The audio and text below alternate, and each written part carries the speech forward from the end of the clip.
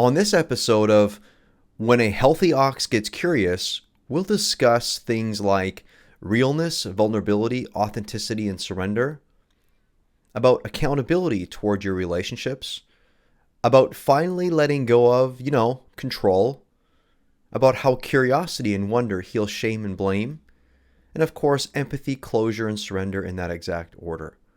Now take a minute to ponder. Imagine for a moment that you had a heart attack. You survived, and you came out the other side a different human. What about you do you think would change? What would you reconsider, and what would you simply open to because every cell in your body wouldn't let you have it any other way? What would you let go of and just finally release? Would they be judgments? Would they be resentments, old wounds, misunderstandings, or old stories? Now, wherever life finds you in this moment, whether in health or stumbling through a health challenge, what do you know needs to change now? Do you need a heart attack scare so that you'll move beyond limitations and antiquated fears?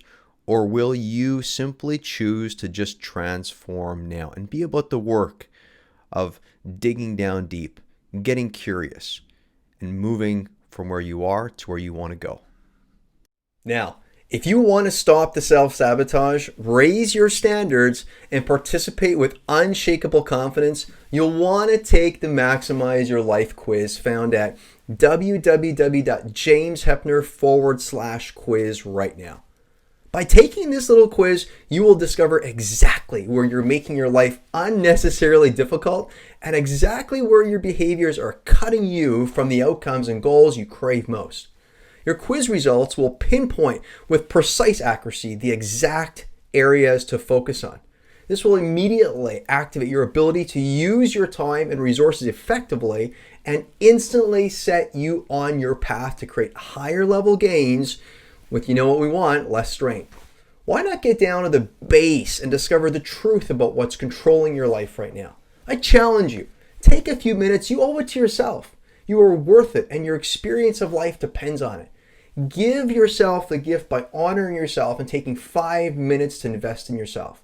Take the Maximize Your Life quiz now at www.jameshepner.com/quiz and finally set yourself on the path that will lead you directly to what you want and need most now.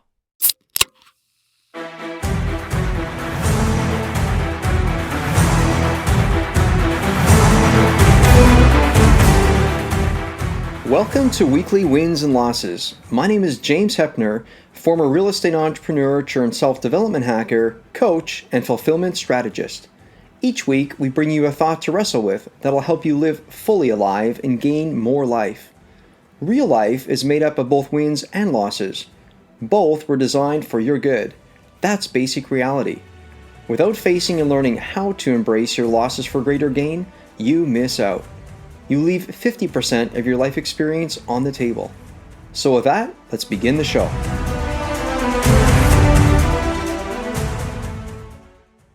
How's that? All right, my friends, here we got someone who's a good time. You hear this? His name is Stephan Thieringer. Stephan, you and I, we met. Well, where and when we met, but it was that fateful day. It was a stormy, no, just kidding. It wasn't a stormy day and it wasn't all sunny. It was a stormy night on a boat. Listeners, here's someone that I didn't know until probably about 2 months ago. And to be honest, he's like a brother. It may be from the same mother. I'm not quite sure, from Mother Earth. Maybe for somewhere this guy came along and I like him so much. Stephan, tell me what's shaking in your world. We had a little pre-podcast chat. What's stirring in your world, my friend? What's stirring? What's happening in the world? Listen, I mean, it's awesome to be here. I feel the same way. I mean, there was a reason why when I said, you were gracious enough to also come and guest with me. Soul brother from another mother. Whoever that mother is, I mean, who knows, right? But absolutely, I feel the same way. And we had so many deep, genuine, vulnerable, meaningful exchanges, which I'm so appreciative of, and appreciative of being here. And what's shaking is, I'm in Boston on the other side of the world where you are. And we have finally today, we made it through the heat like the rest of the world. And we finally, last night and today, we have a little clearance and you can actually use your brain while you're outside and you don't feel you're completely being fried out. So that's what's shaking in my world. And just having a good day, my friend. What was so cool as well as you're talking about clear, and all of a sudden there was distortion on the mic for half a second. I'm like, oh, that's precious.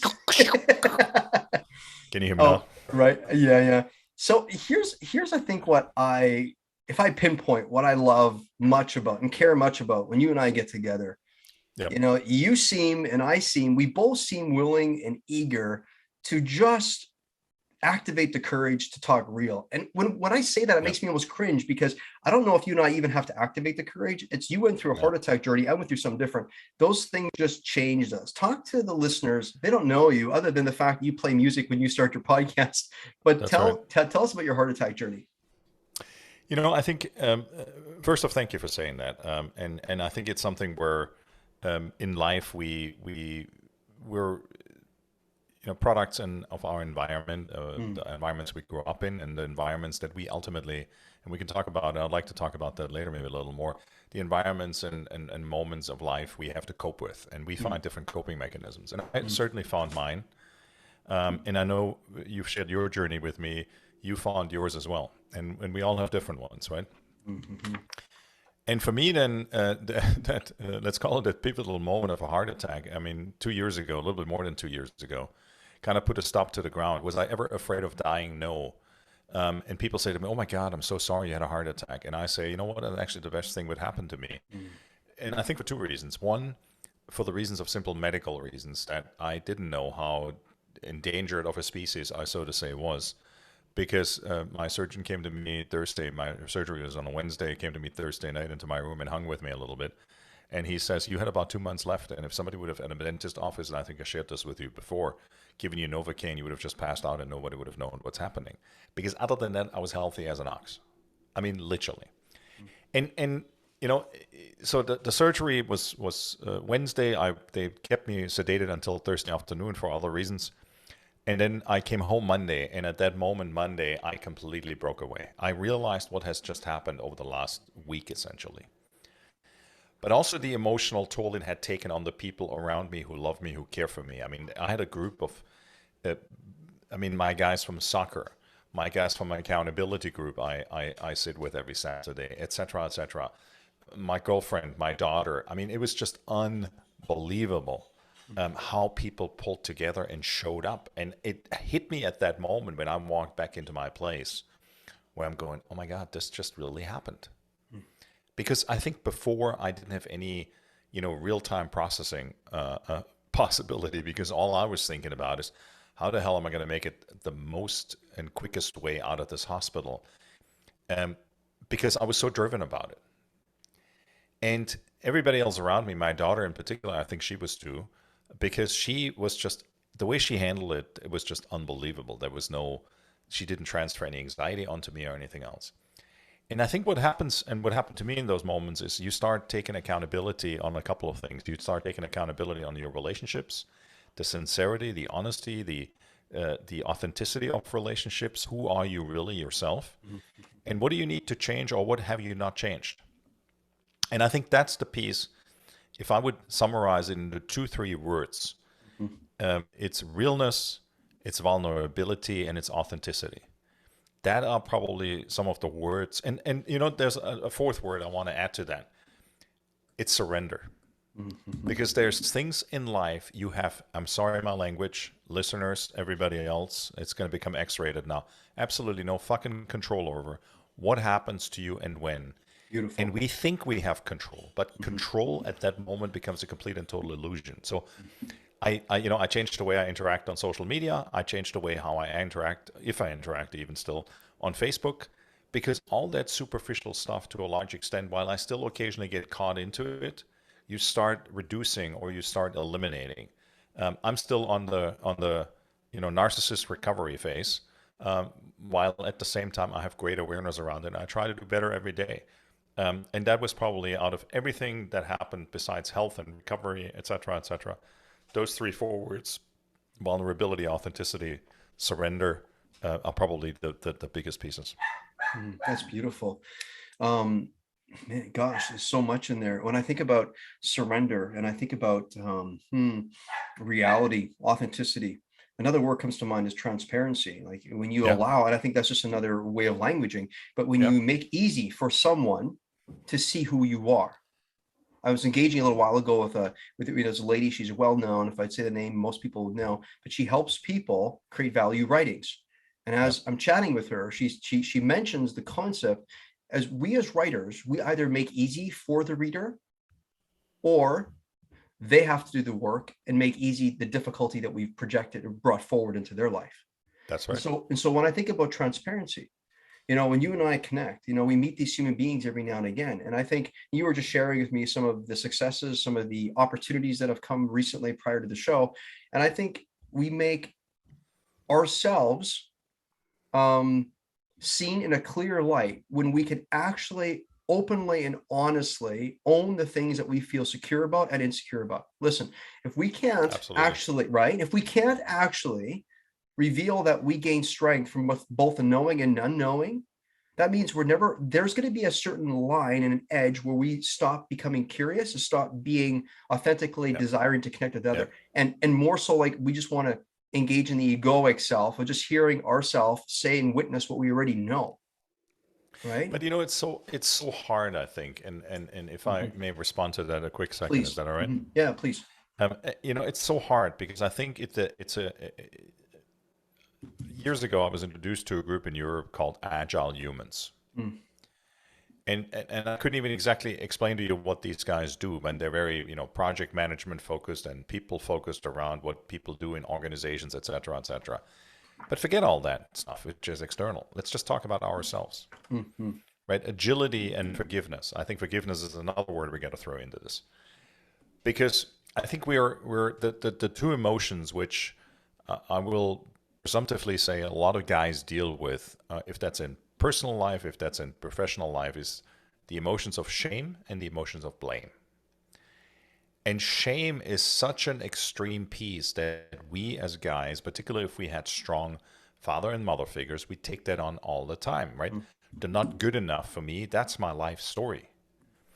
I think that's another piece where when you talk about all the things you talk about and we're not able to self-reflect and challenge in the moment that it happens. I mean, we refer to this as emotional intelligence.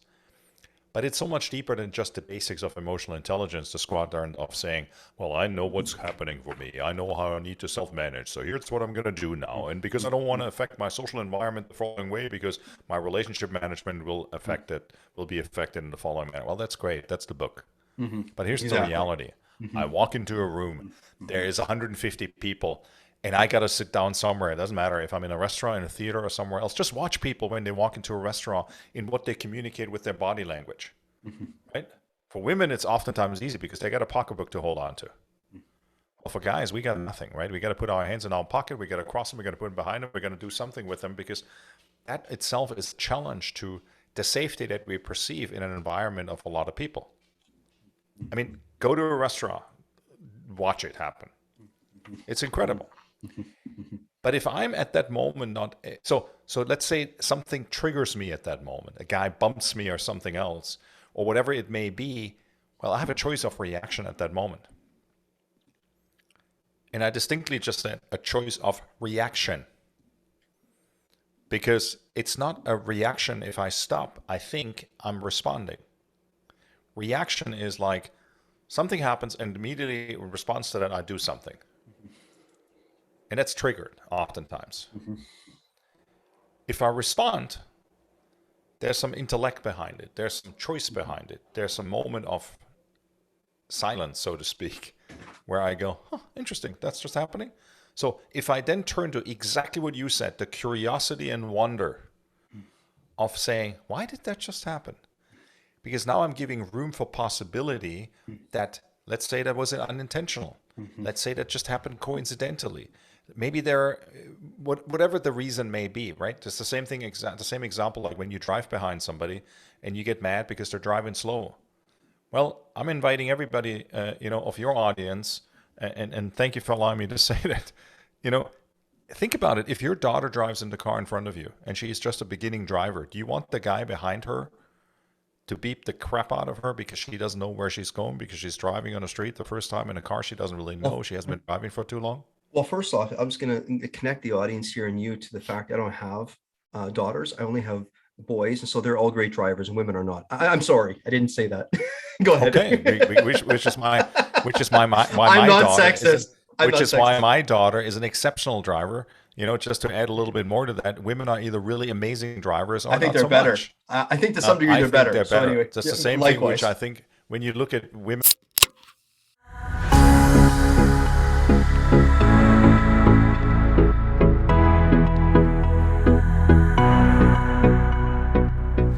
So the question is, how do we strengthen both our mind and body effectively? Maybe I should add, why is strengthening our mind and body even something that we might want to seriously consider implementing on a daily basis? It's all about maximizing your opportunities, maximizing your ability to experience a rich life instead of a mediocre life, maximizing your ability to bring to yourself and others around you what you were set on this earth to deliver and enjoy. What's not to love about stretching yourself and experiencing the truth about the incredible capacity that you actually have?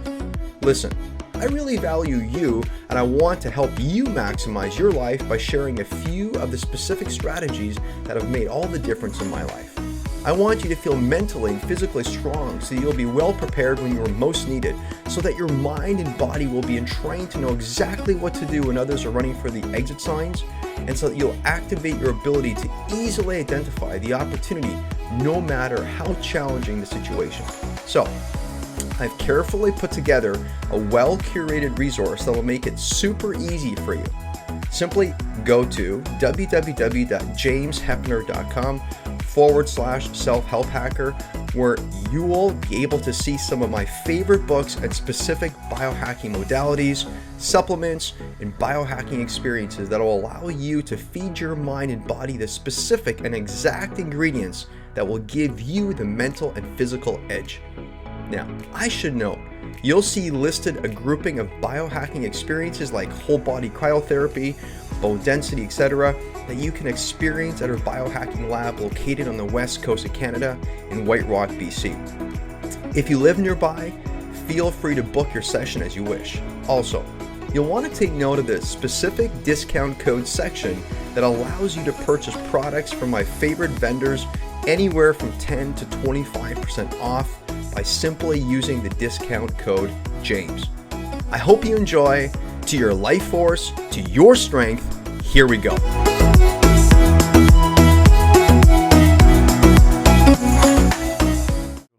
Well, first off, I'm just going to connect the audience here and you to the fact I don't have daughters. I only have boys, and so they're all great drivers, and women are not. I'm sorry, I didn't say that. Go ahead. Okay, which is why I'm my not daughter sexist. I'm which not is why sexist. my daughter is an exceptional driver. You know, just to add a little bit more to that, women are either really amazing drivers I or think not they're so better. much. I think to some degree I they're think better. they're So better. anyway, Just yeah, the same thing, which likewise. I think when you look at women in any kind of pressure situation, I think they generally do much better than guys do. I would I agree, think, 100%, right? Yeah, 100%. no question about it.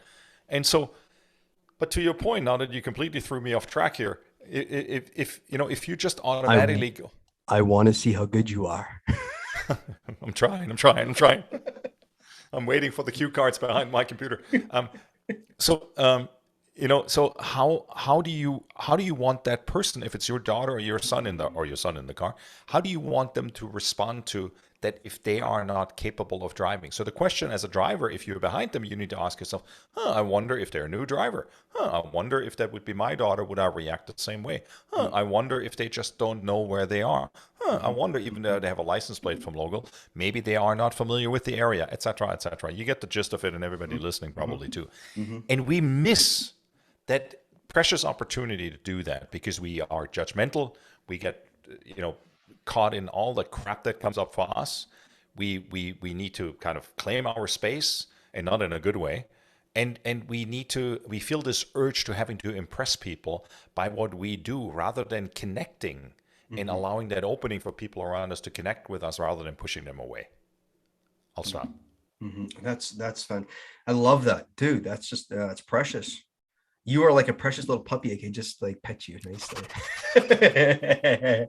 So that likes music, which I kind of like too. And thanks for that little animation, because that perhaps is Yeah, what is what you are. They say the dog is perhaps like the Buddha consciousness. So I don't know if that's what you were there in the moment, but oh, it is. I don't Yeah. know. By the way, I Yeah. used to think when the dog came up to me, the dog was looking for love. And I used to think, why is he such a taker? Then also I became aware that dog's coming to bring me love. Now I'm like, I don't know if the dog knows any of that. I think the dog just is love. You know what I mean? There you go. It just is what There it you go. is. I got somewhere around here. I got 65 pounds of love sitting around. I mean, Oh, you've seen her. yeah, yeah. But yeah, it's and Uh, listen. I mean, I'm like you. I'm a dog guy, and it's just amazing. I love it. But one of the things you talked about is, agility. And and I like it sometimes, listeners, I'm sure you can tap into this. We joined this group. Like the other day, I was talking to the gentleman, and he was not a leader, but he was part of a commune. And it was really fascinating. So all of a sudden one day he asked himself, how did I get myself here? You're a part of this agile humanity, and you're like, how did I get myself here? But somewhere you stumbled into, like you said, we are all fragile humans, and Hmm. humans that all desire to forgive and be forgiven.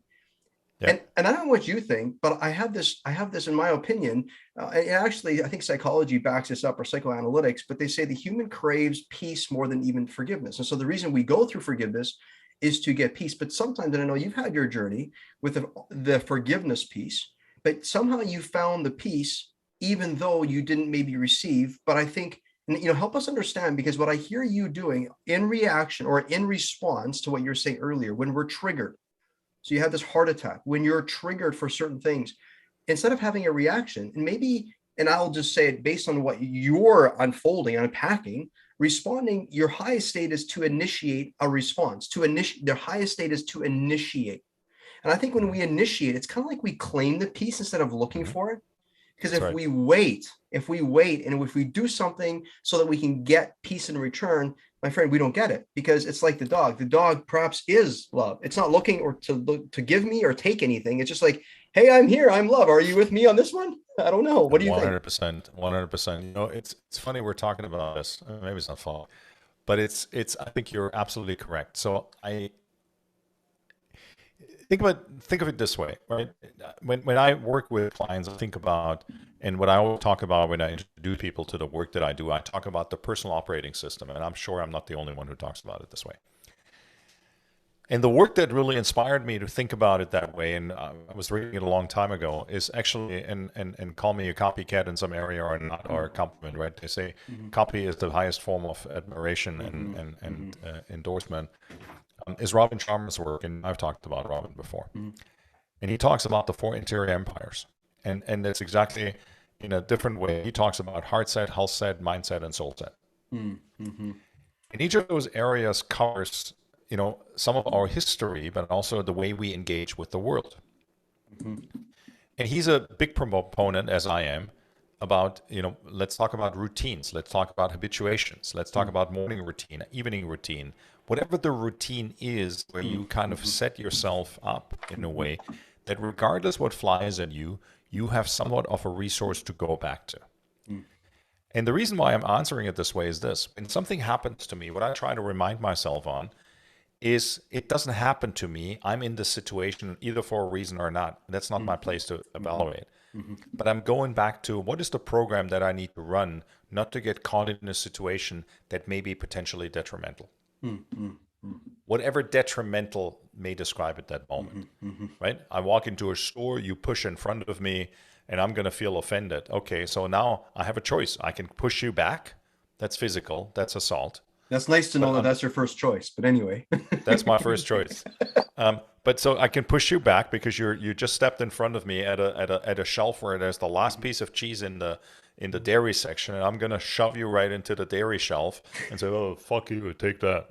Um, but some people react that way, Right, right? sure. Right. Or I can say, Yeah, "Oh it's an my god, option.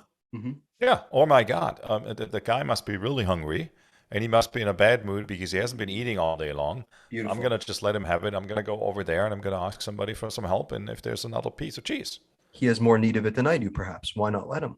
Whatever it may be, exactly. And so, but that's already then starting to run the program, right? So now, because what you're really invigorating here is that space of wonder, and curiosity. You're asking questions. You're not just Mm. going, oh, that's what it is. You're not conclusive. You're investigative. You're inquiring. You are curious. And that's what kids do, right? When they sit in the back of the car, and we talk about this in innovation, asking 5 to 7 times the question why ultimately will get us to the next level in the context of innovation. What's possible when or if? Let's think about possibility. And I would invite everybody listening here, next time you get in an interaction with somebody or you get into that mindset of that you're conclusively judging somebody, ask yourself, do you really understand all the factors that play for you and them? And I always talk about the 4 E's, right? Your environment, your education, your emotions, and your experience are fundamentally different. And mine are different than yours. If I accept those two things as a factotum, I can stay in the conversation all day long, and I will never get to the point of conclusive judgment where I'm saying, well, that's the way he is. I don't know. Because you may have had a trauma, an experience, whatever it is, the emotional state you're in right now, or were, or came from. How do I know? I don't. Right? I mean, I Well, we always used to hardly say, yet, we excuse me, but we hardly know why we do what we do, and then we're supposed to get into somebody right. else's brain and then decipher why they're doing it. But it's easier because we're blaming. I'm making you responsible because you are being X. It allows me and gives me the right to be Y. I And the always way, was so fast. if we can blame you or the other, then perhaps the shame we can project our inner shame onto them. So that's how we That's deal with exactly it, right. and that's a coping mechanism. So to the point. That's exactly what it is. Beautifully put. That's exactly what it is. I used to sit at London Heathrow Airport. I used to fly British Airways to Asia all the time. And there's a section in one of the lounges where you can oversee the entire Terminal 5. If you've ever been to T5 in London, you know what I'm talking about. Yes. And I always was so fascinated. And every time I'm at an airport, I'm fascinated. Is that at a given moment of time, all these people happen to be at the same moment of time at this nut point of the world. Mm, mm, And where do they all go? Who are they? Why are they there? mm, There's people flying to funerals. There's people mm, flying to weddings. There's people flying to. mm, There's people who fly through there, even though they expect to fly back. They're not going to fly back. mhm, They mhm. say every day you're going to be walking by 3 people, every day in your life, 3 people that within the next 24 hours will die. I mean, it's when you think about it in those terms, it's really really scary to an extent, Mm, but at the same time, it also holds immense brilliance and beauty because I think that challenges us to be grateful and challenges us to be, living with understanding what surrender really means mm. in regards to letting go and not just tolerating, but being accepting of that a particular individual, particular person. That's what they do, and be curious about it, Mm, and don't be the mhm. guy who then completely judges. How do you, I'm curious on two things. Before I ask this question, I just want to make a bit of a statement here. I love what you were saying about if you get about conclusive judging, what you're really doing is you're coming to a place where you're empathizing. It's true. You're Hmm. empathizing with the Yep. problem. Yeah. 100%. But if you're empathizing with how you're always the problem, then that's what you're going to do towards other people. Hmm. And so how do you feel when you always see yourself as a problem? I just had a guy on my show a little while ago, and he was like, I was suicidal and actually attempted suicide 2 years ago because I said to myself, I'm the problem constantly. So for empathy, if we stay stuck at empathizing with the problem and don't at some point in time empathize with the possibility, and that's what I'm hearing you talk about. We got to eventually, and oftentimes we do out there for people what we have. And honestly, we can only be the gift once we have activated the gift in here. We have to learn 100%. what it looks like Yep. to initiate Yep. these kindness, these Yep. things from within ourselves. If we don't, Yep. we're kind of hooped. The question I have though is how do you properly, you talk about routine, you talk about coping, you talk about triggers, and then you talk also about surrender. Oftentimes people will look upon routines and they look at it as a script, like do this, do this, do this. Don't you dare break the protocol. You may have decided what protocol is, but don't break it because this works. How do you lean into and listen? Because I think proper communication and building relational rapport, let's be honest, before you and I could ever talk, we were listening. Listening is Yep. communication, I think, and that's just my opinion. And I think communication proper is done empathy, because before you and I could talk, it was empathy. So empathy is the universal language. We don't need to say Yep. anything, and yet we Yep. understand. This is what the baby revealed to the adult, and the adult needs to be drawn back to this. Yep. So how do you take the world of ritual, which really sets us up for a level of success and a certain feeling for today, and how do you make room for and pliable the word surrender? Because we constantly have to be in a state. It's like some people say to me, well, so James, what? You're supposed to say that God is great? And I said, no, you don't have to believe that God is great. But sooner or later, we have to acknowledge that there is a source or something that's greater than us. Like, we are not the shit spot. We are not the creme de la creme. Like, Right. let's be honest, we don't control everything. The stars in the sky, maybe it's gravity, maybe it's whatever holding it together, Yep. but there's Yep. something, and it's not you and me per se. Perhaps it's love that holds it Correct. together. I don't know. But how do you allow surrender into that space of routine, making room for something bigger? You know, wow, that's like, let me have the whole buffet of question here. So let me go back to what you asked me first, which is how do I deal with empathy, and am I always the problem? The answer is no, because let's go through the model as I see empathy, and there's obviously different interpretations.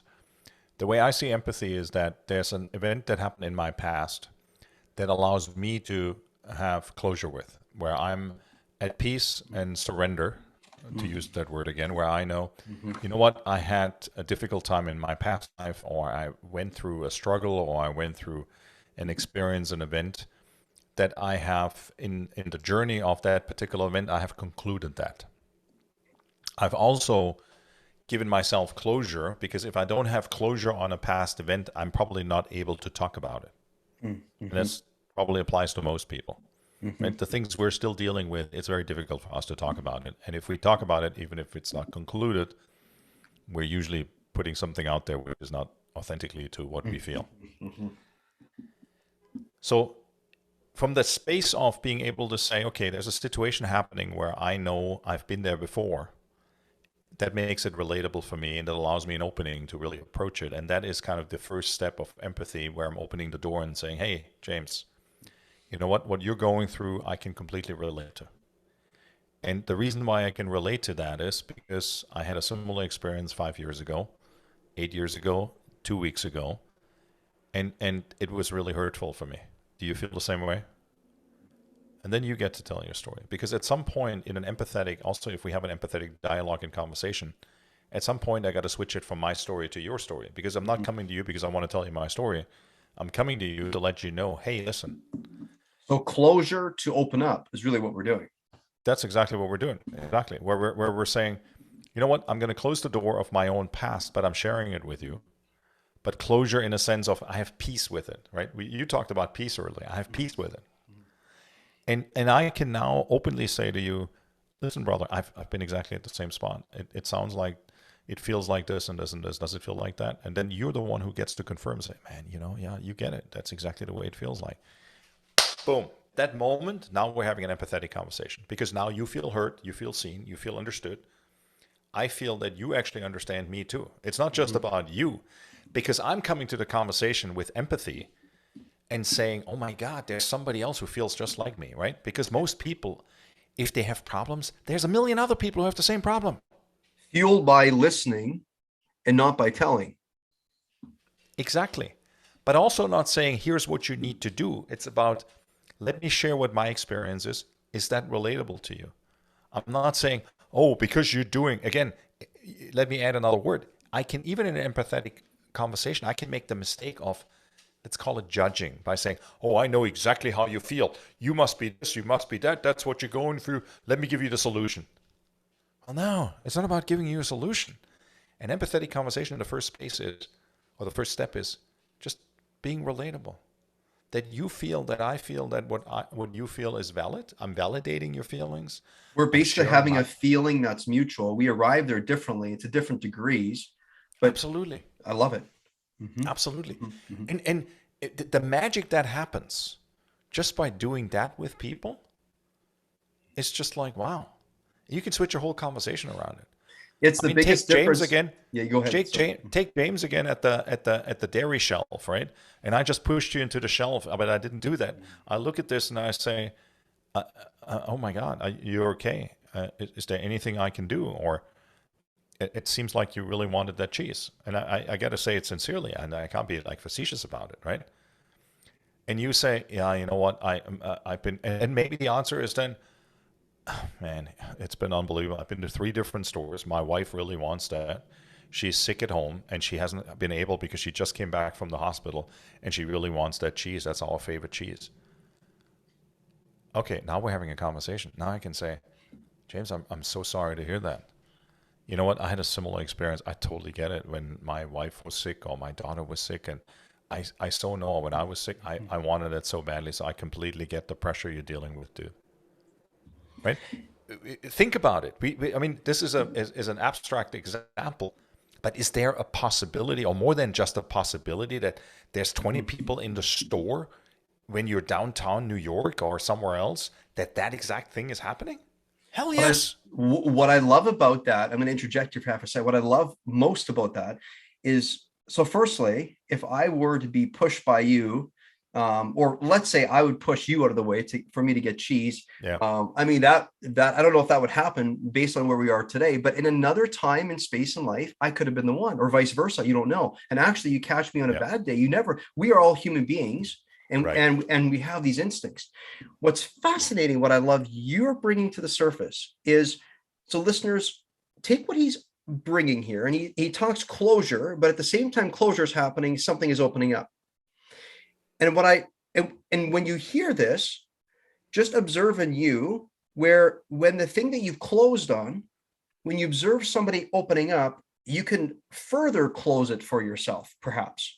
Because what I'm hearing you say is, by you choosing to be empathetic to me because I've done this, ask yourself, listeners, what needed to be resolved? You didn't need to call security. They didn't have to come in with like guns ablazing or whatever and sit me down or usher me out. It moved from resolving to it dissolved because of his presence. Now, what's interesting is, I'm just taking on board here. That was me. And I'd say to you, like you said, hey, listen, this is what my wife wanted, and she's sick in the hospital, and on and on and on.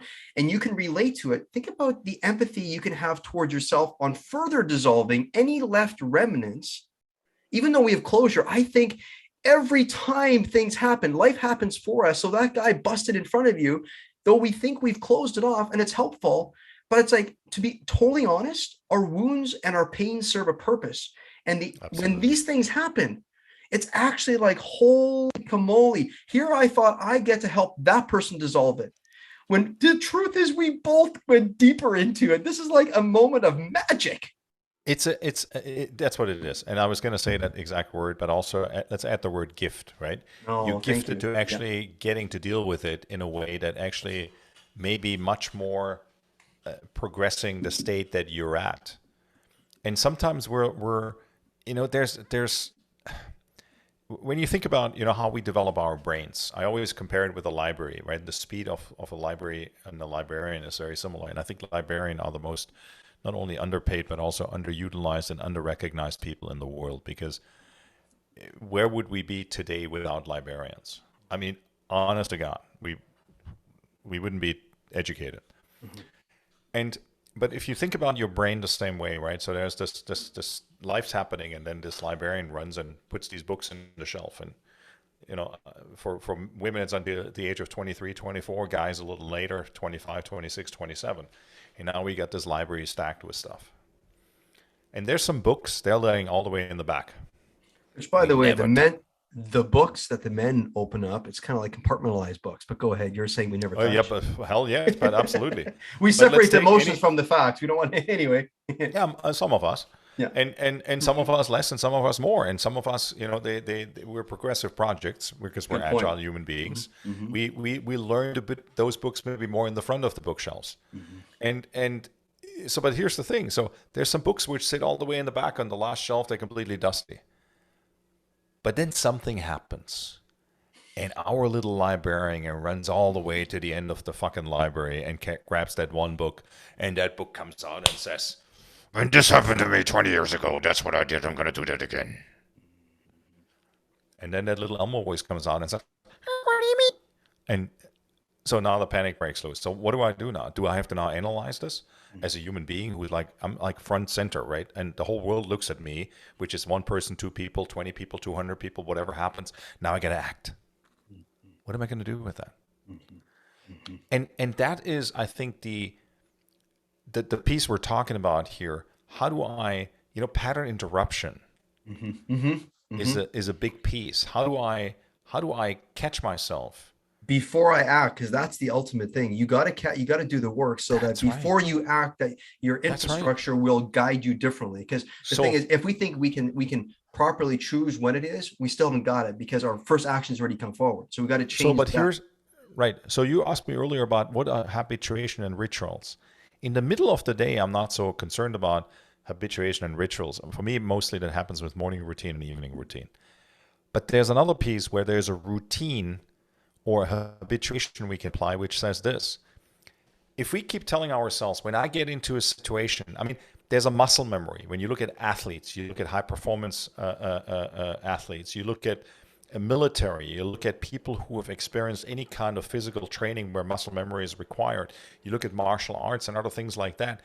They don't stand there and go through every program automatically. You train for the fact of that when something flies at you, a particular move, there's an automatism that happens where you defend yourself a certain way because you've learned it. It's a learned help. Yeah, learned mistake. So that is, in that moment, that is a program, a ritual, a habit that you run. Our mind, we can work with our mind the same way.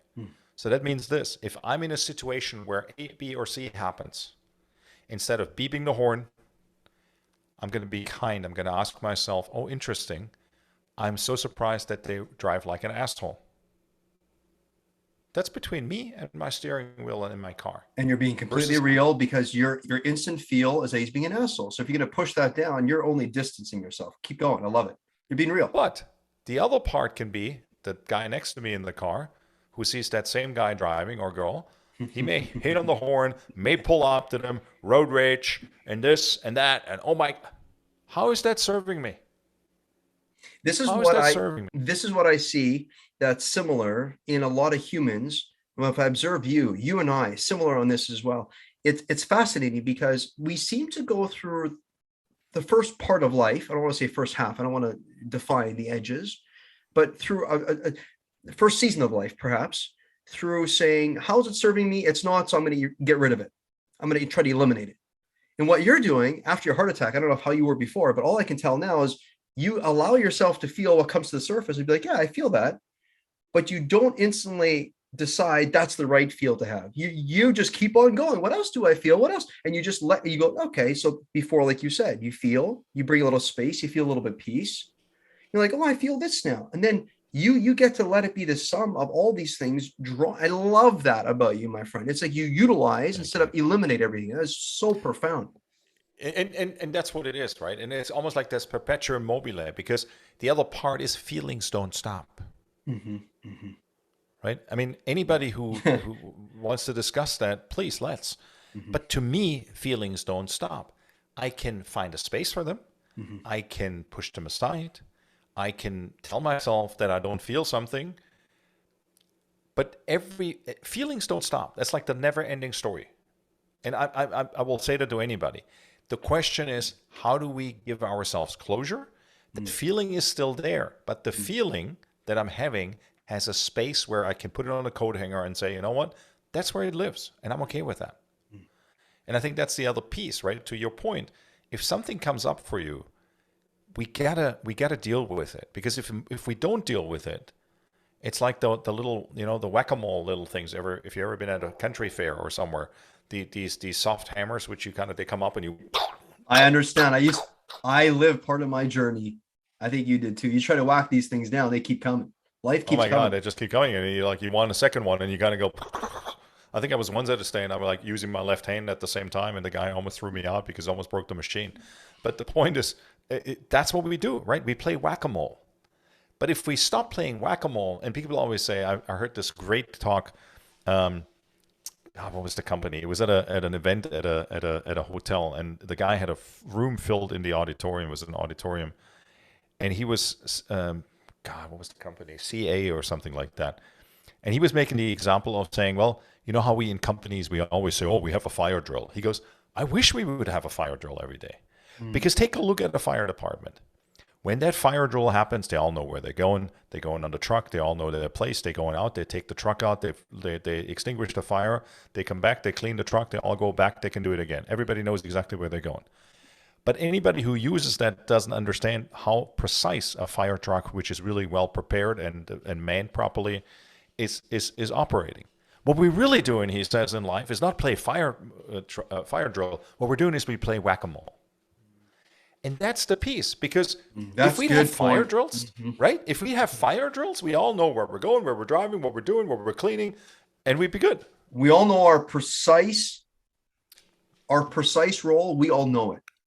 Yeah. We all know it quite well because our survival depends on it. It's fascinating. So how, you know, if you don't mind, continue on that narrative, but how do we shift from moving because of great pain to great love? Because you and I had a bit of a conversation prior to the show, and right. So here's the thing, right? There's these two fuels. And some people say, well, unless I have pain, I don't move, which I get it. And this is kind of survival. If you're solving for your own, you know, Yeah. preservation, go ahead. Yeah. How do we do this? You know, I'll say this. I don't have the answer for it. I really don't. Because, okay. no. I mean, because I love it. How do we move from great pain to great love? I think we got to define what love is and what's great pain. Is great pain emotional? Is it physical? What is it? And then also, I think everything in life, and when we think about it also in the terms of neurolinguistic programming and how we tell ourselves a story, how something happened, or how something got something done, or how something came about, there's this term of cause and effect.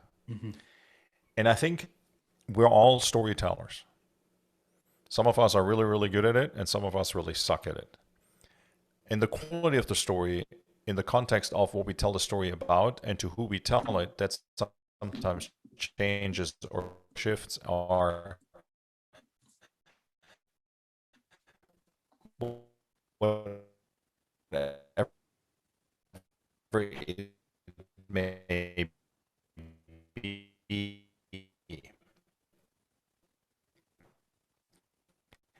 And that's the part with the grounding. Sorry. Are you still there, James? Sorry. Yes. Yeah. Sorry, Stefan. It says my internet connection. I don't know what the problem was here. We have good. If you don't mind, can you just? I'm going to edit that one part out. You were just totally quiet for a while. Can you say that again? Yeah. Where did you lose me? Part of the story you said, and then that was over.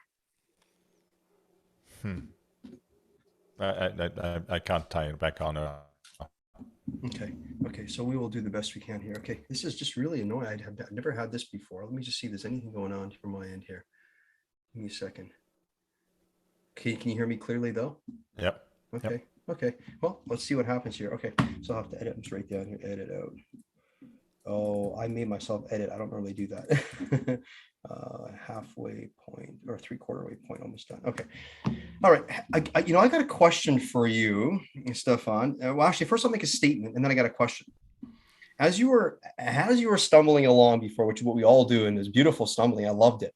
Because I think the highest state we have is when we stumble through things and we discover things. And we start listening to our own story and it impacts us in a new way. And it's like, holy smokes, that was in there. And the way that's coming out kind of does something fun for me, right? So I was watching and observing you. But so here's what I wrote down. And then I'm going to read the statement first, and then I'll ask you a question. So the statement is, how is it that when we give the gift, we receive the gift at the exact same time? How is this so? And maybe in relation to how do we move from taking action from great pain to great love? And the question is, where can you tie that into and exemplify that in your life? So how is it that when we give the gift, we receive the gift at the exact same time? How is it? I think there's a couple of things. I think let's get scientific for a moment, right? Let's take oxytocin. If I do community service and I do kind of the pay forward, what happens is my neurotransmitters are firing up. I feel good, and it stays with me all day long. And I think, if we give the gift, we receive the gift. Let's define: are we talking about ourselves, giving to ourselves, or we're talking about giving to someone else? Because here's the thing again, and if we got to talk about this. If we're talking about neurotransmitters, dopamine is a rush, right? We are a society where people actually get incentivized on catching people doing things wrong, and neuroscientifically, we are set up that we are feeling better when we catch people doing things wrong. That's a scientific fact. Mm-hmm.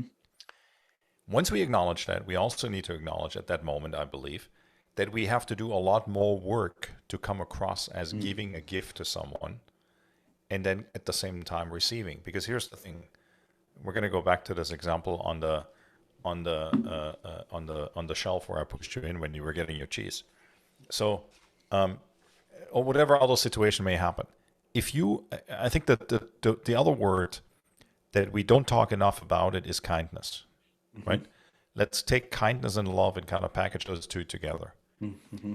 When you walk down the street and you give somebody a smile or you do a kind gesture, and I don't mean this like these obnoxious Instagrams, I'm going to say it publicly. When I see these guys producing these Instagrams where they give a paper bag to a guy on the side of the street and say, oh, yeah, I bought you a slice of pizza, and then they walk away, there's $500 in this. You're an asshole. You're producing yourself. There's nothing, to me, there is absolutely nothing genuine about it. No. It is an Instagram production for you looking like you are some, don't let me say the word even, but you get the gist of it. I mean kindness in the sense of, you see somebody in a store, and I've seen it, where you see somebody having a conversation with their son or daughter. It's freezing outside, and he wants a new jacket, and you can see that the guy's in a jacket that is not warm, and he says, "Mom, can I get this?" And mom says, "I can't afford it. I'll buy it to you next week because I don't have the paycheck yet from this week." That becomes a moment of distinction where maybe you can make a difference if you can financially afford it. That's kindness. That's addressing humanity, not for the reasons of public philanthropy. That is, in the core sense, in a small miniature way, that's silent philanthropy. That makes a difference. That's humanity. I love that. Silent philanthropy. That is right? Incredible. And so what we always with kindness and love, I think the mistake we're making is that we seek acknowledgement. We always seek like this. We have this insecurity about that we're not clear what we may be doing or what we should be doing. And we put something out there and we need the reassurance that what we did was great. But the reassurance comes not in the same currency, right? It's like, have you ever observed a couple? And I, for a while, used to be that couple where one person says, "I love you." And then they look at each other, and because he's the guy who said it first, and he's going to go and goes, "You're not going to say I love you to me?" Well, maybe it's not, that doesn't need to be said. Maybe it's just you genuinely saying that. But what a lot of couples do, they say, "I love you too." And what they're really saying is, "Honey, everything's okay." And the other one says, "Hi, okay, honey, everything's okay. I confirm it." But it's not about expressing genuine love. It's about, most of the times in those moments when that happens, it's like, "Is everything okay?" "Yes, everything's okay." That's the conversation. You may as well replace it. And if you're 100%. listening, guys, for the fun of it, do that. You're going to get a kick out of it when your friends sit next to you next time and you see them saying at the table, "I love you, honey."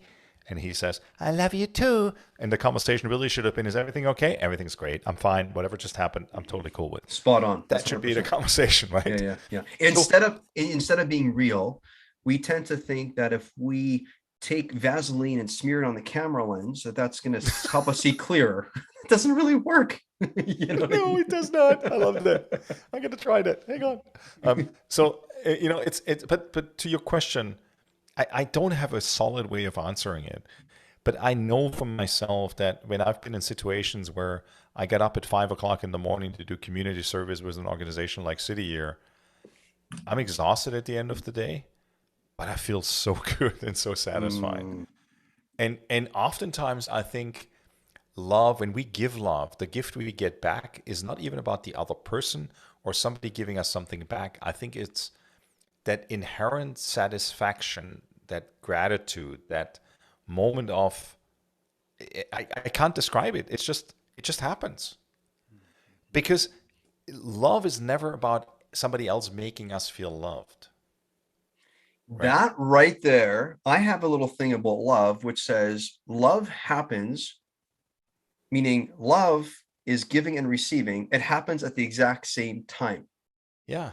And unless it happens from within at the exact same time, So I have a practice every morning. I have a little ritual and I go through it, and I'm kind to myself. I speak kindness to myself. I am kind to myself. I go, man, I'm crazy. Yeah, isn't that the great news? Man, you used to think you're nuts. And yeah, you are nuts. That's why you love yourself so much. Oh my goodness. So it's like this constant play, and it's like I'm Yeah. spiraling on the inside, just up, up, up, up, up. Yeah. Like Yeah. it's just this place of safety and being like, I'm coming home and Yeah. I'm affirming to myself instead of looking out there. I'm not trying to play ecosystem here or like echo chamber or, so echo chamber. What I'm trying to do, what I am doing is just claiming the fact that I am love. It's a bit like the dog. I Yeah. say perhaps the dog isn't looking for love or looking to for it to give me love or me to give it love. Maybe it's just it is love. And so one of the things I have in life, where unless we build a healthy musculature to both give and receive at the exact same time and do it before we start our day, we're going to be fucking takers throughout our That's day. right. We're constantly looking for how we can protect ourselves and how we can defend against and how we can have self-preservation. So you're making me think on this concept. Like I made the statement. I said, how is it that when we give the gift, we receive the gift at the exact same time? It's kind of birthed out of that love concept. And what you're making me contemplate now is, isn't it interesting? Some people go, well, I'm looking to arrive. And we're going, okay, when is arrival? I think we arrive when we're born. And I'm wondering if that is the truth, meaning we have all the wisdom that we have needed. We maybe just haven't woken up to it. And as we grow and journey, like when you and I help our people, we're just helping them to remember who they really are. Like we're not really teaching them anything new. It's actually all taken from, we're just drawing them back to the story of their life. And Yep. so it makes me contemplate this fact. All of this, what happens if we would just finally embrace that we are, and this is not like hyperbolistic, but in the fact that we are love? And why not just release our desire to move away from and think that there's some goodness to move away from that, to just shift back? And I don't want this to be some like fairy tale little talk here, but it's like, what would happen? Like what has happened in your life? So like you said, you difficult time answering that question. How is it that, when we, give the gift, that we receive it at the exact same time? Yep. Give example, if you can, where when you just finally rest into, and you were probably exhausted from a certain way of living. I know when I was on your show, one of the things you talked about, or maybe in one of our conversations, that after your heart attack, you literally looked at your social media followers and you're like, which people here genuinely care? Meaning, if I was in an airport, and who would be willing, if I passport's gone, wallet's gone, who would send me $20 so I could get a ride, grab a cab or a meal? And you're like, the ones that don't show up for me in that way, I just X them off. That's right. Right. And so talk to me how your life simplified, because what we're observing here in you is you got all this intellect, you got all this wisdom, and what's fueling all this wisdom, what's allowing all of it to just seem light. It doesn't seem heavy to us as listeners. It just seems like when I say heavy, it doesn't seem complicated actually. But what is it at the base note that if you could just layer down, what is it that's allowed you to be at peace with your world, with what's happening? Peace, not so that you're floating away into some universe utopic garbage, but that you have this electrified peace inside of you, like it's tension rich, like we feel it, and you're just alive. What is this? What is it? I'm going to be very practical with everybody who's listening. Here's the thing. Here's the one word: boundaries. The ability and the default is no. And people will say, what do you mean? I can't say no to everything. Yes, you can. Because here's what I think we talked about social media, and there's an expectation, I think, in the world that if I come to you, and we've never met before, and I say, Mr. Hepner, could you please help me with da da da da da da da? What's the expectation of my side? That you're going to say yes. Yep. Absolutely. Don't you dare to say no. Because I'm a good person. Because I'm a good person. Why would you say no? It makes no sense. Makes no sense. But here's the deal. How many times should we have, in retrospect, said no to something because it got us into trouble, it got us into overload, it got us into spinning out of control in any context, everything from scheduling to time management, etc., to the point of overcommitting to something because we're trying to be too kind and too friendly. Saying no is not a bad thing. As kids, we learn that there's a yes and there's a no. The better parents are actually the parents who set clear boundaries. Right? Those are the best kids. Newsflash, adults. As adults, it's the same thing. Entitlement, narcissism, is living on the fact that they are able to convince and run over people by the fact of them saying no and they convincing them to say yes or getting a yes in the first place. If I say no, and then I decide at some point to say yes, what happens is my yes to the things that I say yes to are so much more genuine and honest and come from my heart versus that default, yeah, okay, I'll do it, but, right? Because most things we say yes to, if it's internal or actually outspoken, there's the, yeah, but and then we're going to condition it. Versus saying, do you have time this afternoon? No. And here's the reasons. Often no has and some unfortunately, back I reasons. can't do it because of Right. A, B, C, and D. But in some instances, you don't owe anybody an explanation. If you want to be kind, you can. But who's managing my life, you or me? That's right. Do you know how full my calendar is, or my commitments, or my That's right. my capacity to take something else on in terms of emotional capacity? You don't. I don't know how full yours is. So, maybe a great exercise for people listening to kind of exercise that piece is, or let me add the second piece to that. And you got to have the piece then when you say no, that people, they may judge you, but that doesn't make you a bad person. They may say, but even when you say no, there's still an opening. Because you can say, hey, James, do you have some time for me? If you didn't say, I don't, but maybe we can connect tomorrow and address it then, which is a more appropriate time for me. So it's no and. That's right. That's right. It's not yes and, it's no and. Yeah. And so that's, my invitation for everybody listening. Maybe today, challenge yourself to say the things that you're being asked for 3 times today, use the word no. And see what happens. Because the people who are in your life who can't accept your boundaries, they should not be in your life, because that is usually the first step to a toxic relationship. Looking for control is what they might be about. That's exactly correct. And it's not about influence. It's not about that you're being a bad employee, a bad boss, or whatever else it is. It is that you know your boundaries, you know yourself. Your boundaries are not about them or anybody else. It's about you. It's about self-assessing your capacity and being able to say, you know what? The way I can best serve myself is by saying no, and that's what I need. I think that's such rich, valued information. And it's kind of counterculture to what the self-help industry is saying it's yes and. And what I think is interesting is, as we can observe, it's self-help industry or not right or wrong. It's just, listeners, when you close, you open. When you open, you close. This is like you breathe in, you breathe out. You are in rhythm, in harmony with life. It's a little like, years ago, I began to eat really healthy. And I read a lot of medical literature, and I've gone like into the weeds on it. Well, I basically cleaned up my diet, and I don't really ingest any 6 or 9 oils. I just don't, because we have too much of it. Now, what's fascinating is the truth is, in today's world, we still hear about this. Too much 6, too much 9, too much 6. Like, this is the essential oils. Too much 6 and too much 9. Don't have enough 3. Do more fish oil. On and on and on. Well, to the point, I received an email from a gentleman who we had connected, and he developed these seed oils, and they're non-oxidized. And this is the only seed oil that, and he says only, and you got to be careful on some of these things. But I'm researching this, and I say to myself, gee, you know what? I'm having weird skin issues that I can't get through. And everyone is saying we're doing too much 6 and 9. It's everywhere. And I'm going, and this oil is actually primarily 6 and 9. And I'm going, so if I take this, I'm going to be ingesting what the problem is, right? Like, we should be saying yes and, like, to that point. But, to your point, what I did is I said, I'm going to try this. So I tried it. And would you know that most of my skin issues are gone? I sleep like a baby now. For the first time in about a year and a half, I'm back to sleeping fantastic. What I'm saying is, we have to do the opposite of what is the good news. The good news is yes and. But the good news is also no and. Meaning, if you're just always a yes and person, it's like, maybe that's anxious striving away from the truth of, instead of being like, hey, honey, why not just ask your honey every now and again, honey, are you okay?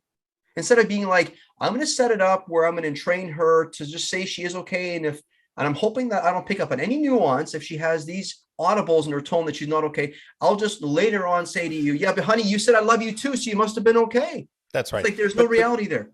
But let's go to business for a moment, right? And I Please. say this to groups when I speak to business groups all the time.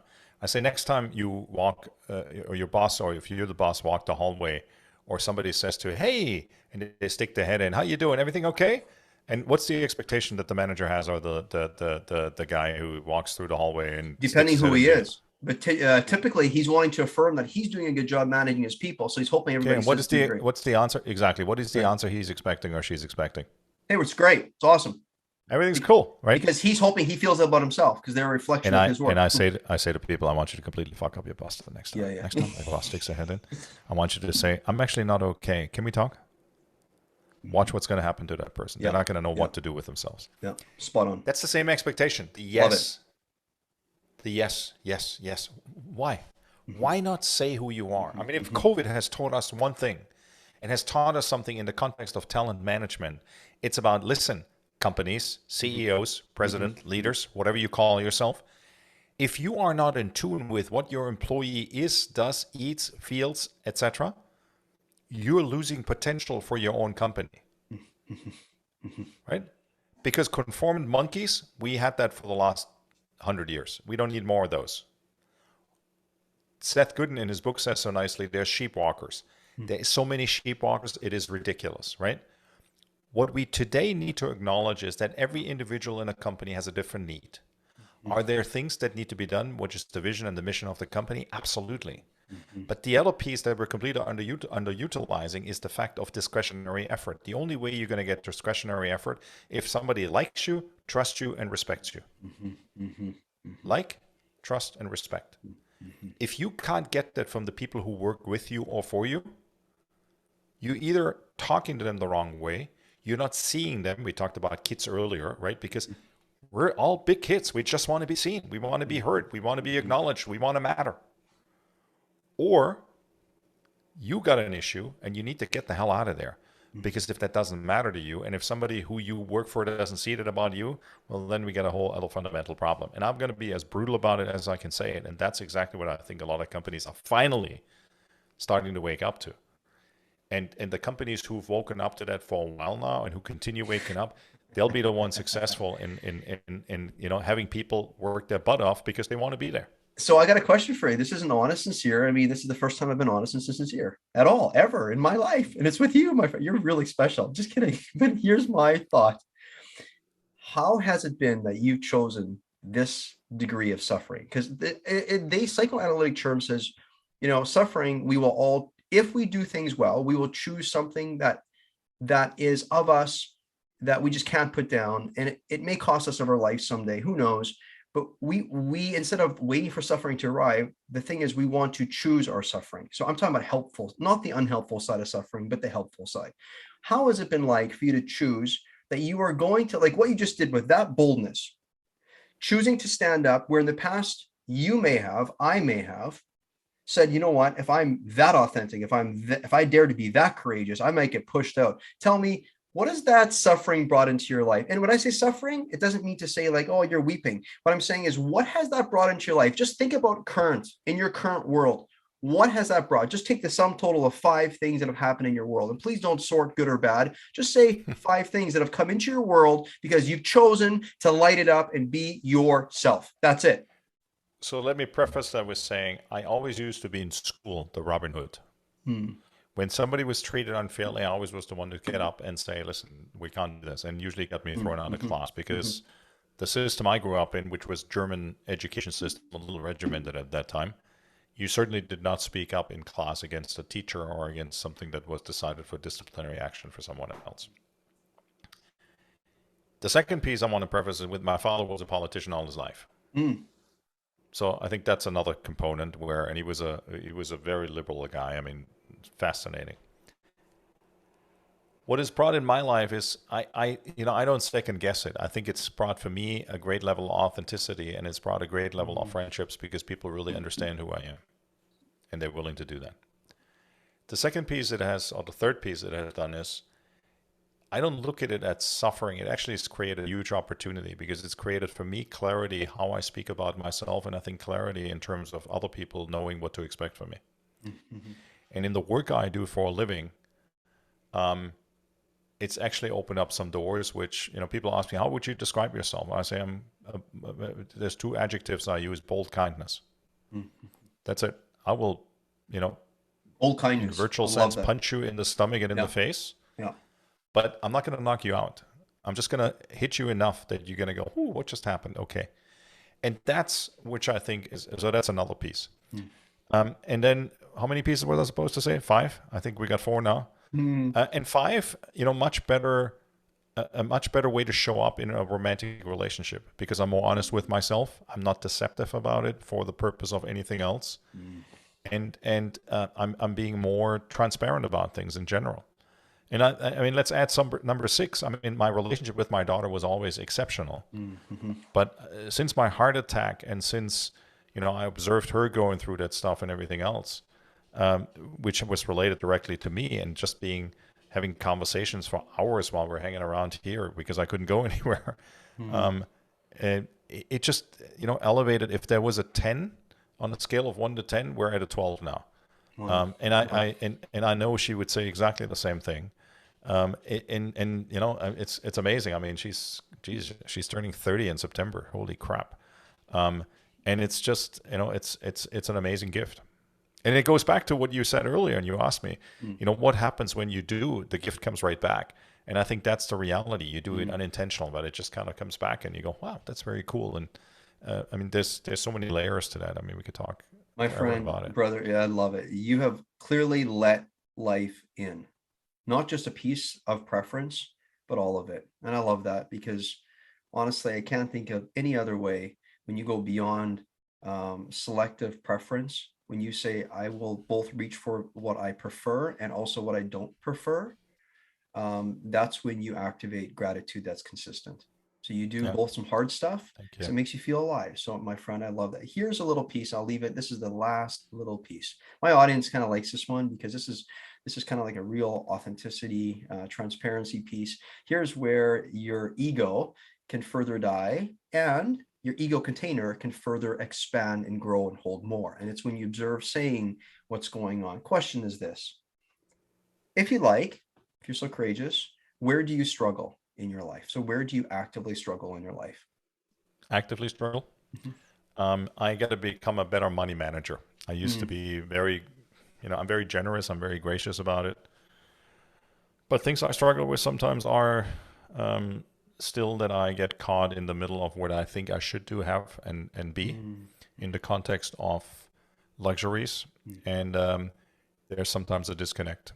And Mm. I struggle with that. My friend, that's honest. I love that. You know what I love about that is there weren't a lot of minimizers or any, there weren't maximizers. It was just, here's the facts. That's how it is. So audience, you can feel that. He says it, he owns it. He doesn't shame or blame himself. He's holding it and not looking at projecting it anywhere. This is what it is. And this is what it looks like to expand your ego container, holding more. You let life in. When you share these things, you're like, yeah, this is who I am. Why is this the bad news? We don't need to become proficient at taking something that is just there and be like, well, I don't want to look at this. I'll push it away. You're going, no, no, no, stop the Vaseline or the camera lens. Stop this. Right, You know what I mean? right, So right. where can people find you, Stephan? And I imagine that you Um, do some work with individuals. If they want to find you, I'd like you to I'd share, love it. please. So an easy way to find is humaninnovationgarage.com. So human innovation, Innovatation garage, like the garage where you park your car, Mm-hmm. .com. Mm-hmm. Or simply, if you want to connect with me on LinkedIn or Instagram, you'll find me as well. And be honored to serve and support. And if you want to connect and have a chat and reach out, I'd be honored. My friend, it was a pleasure having you on. At some point in time, I'd like to have you on again. And any final words of wisdom, anything that comes to heart, if you could sum up just something that comes to heart right now. I don't know what it doesn't matter. 5 words or less. What is it? What is it for you? Probably one of my favorite things in those moments, because we talked so much about emotions and we talked Mm-hmm. about, how do we make decisions? Mm-hmm. I'm a huge believer that your gut and your gut feeling is a lot more smarter and more brilliant than ever intelligence will be. So smarter. Yeah. Your body keeps a score, right? So, but I don't want That's to miss right. it. Your gut is a lot smarter Your than gut your. is a lot smarter than intelligence ever will be. And I think, we get so caught up in the grease and everything else, that's in that respect, I think our body knows, we know, our gut tells us anxiety, if you pay attention to it, where does the feeling come in? Is it in your chest, in your arms, in your elbows, in the lower arms? Where does it hit you? I think that can tell you a lot if something that you're pursuing or thinking about is right for you or not. And always think about, this is not being selfish, because you can only be as good to the world as you're serving yourself. And as we say this, you got to love yourself, but forget about the love part. That's like the graduated degree. But, respect yourself, take care of yourself, nurture yourself. I think that's the biggest piece. Clearly, you live inside of a innovation space. You call it an innovation garage. I think that's you. You are the garage. Innovations happening inside of you, and you love it there. So thank you for playing full up, my friend. We'll talk to you on the flip side. Take care. Talk soon. Thanks, Jeremy. With inflation rates rising, interest rates shooting up, gas prices skyrocketing, and the continued global unrest, it's easy to find what's wrong in the world. Tony Robbins says, what's wrong in the world is always available, but so is what's right. Instead of trying to hope and wish the world into a better place, it's time to make the most important decision any of us can ever make, and that is to invest in yourself. Now, you already know that I've always stood with you as you've navigated the uncertainties of life's reality. However, it's now high time that I step up and take decisive action to walk alongside your current life journey by making myself available to you in a radically new way during these challenging times. For a limited time, I'm inviting you to a 45-minute strategic business life consultation at no charge and no strings attached. This consultation is where you'll regain the reins of your life. It's where you'll gain clarity on exactly why you're stuck, moving you directly towards your optimal outcomes. I'm humbled to say, however, my clients' generous reflection of their time spent with me reveals the truth. The skills they've been able to master in a short period of time by engaging in our one-on-one strategic sessions have changed their lives in so many ways. This is the only invitation that I can fathom that will put my skin in the game of your life in such a way that will allow us to address your specific needs with precision and excellence. 45 minutes, just you and I, together on a call to get you headed in the direction you crave most. Here's what my clients report after our one-on-one sessions. A decrease in indecision, an increase in clarity, confidence, and courage, an increase in fully being able to capitalize on what's directly in front of them, an increase in impact at work, on their families, and on their communities, a decrease in pain and suffering, and a decrease in anxiety. So, if you want to move beyond old stories, get clear on where you're headed so that you can shake your world, then here's a rich opportunity for you today. Simply go to www.jameshepner.com and stay on the page for about 45 seconds or so, and you'll see a little pop-up appear that will allow you to book in your business life consultation with me. This offer will expire and fill up. Maximizing this opportunity will set you up to reclaim and regain any of your inner power that has slowly been drawn down over these challenging times. And remember, if you want to stop the self-sabotage, raise your standards, and participate with unshakable confidence, you'll want to take the Maximize Your Life quiz found at www.jameshepner.com/quiz right now. My sincere hope is that you've gleaned a few nuggets for yourself and a few pieces of interest that help you move forward in your unique journey. So again, I thank you for joining me here. This is James Hepner clocking out. Until next time, peace out, rock out.